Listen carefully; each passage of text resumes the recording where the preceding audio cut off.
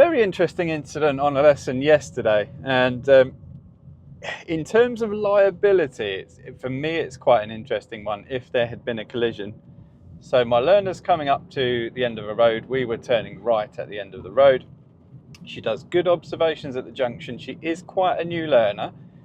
So I'm going to pause it at this point here when you can see this cyclist. Now, my learner hadn't actually really registered the cyclist at this point in time. She's relatively new and certainly didn't expect the cyclist to do what they did. Now, I did, and that's why I'm watching them very, very closely. And as soon as my learner's now emerging and the cyclist does this, I straight away put the foot brake on. When I spoke to my learner, she hadn't seen the cyclist. If she had, she hadn't registered them, and she certainly didn't expect them to do what they did. And I mean, I did, but of course, you know, when you've been on the road a certain amount of years, you tend to see and things like this and be a bit more wary. We did some fantastic work after this, but I was quite interested because obviously the give way lines give way to traffic on the major road. At the point my learner emerges, the cyclist is not on the major road, they're on the pavement. She's now emerging and the cyclist decides to join the major road.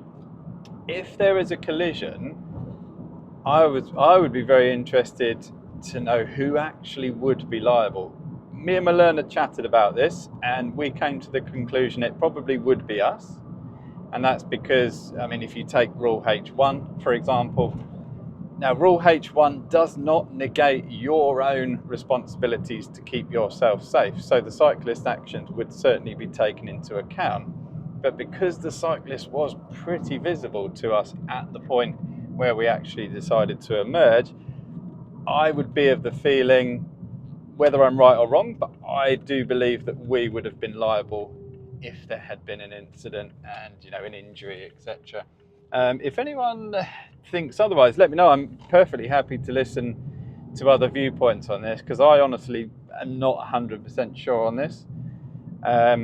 Obviously, it was discussed as that would be a serious fault on your driving test because, of course, I've intervened. It would be a dangerous fault because you nearly hit a cyclist. But obviously, the cyclist has done something very, very silly there.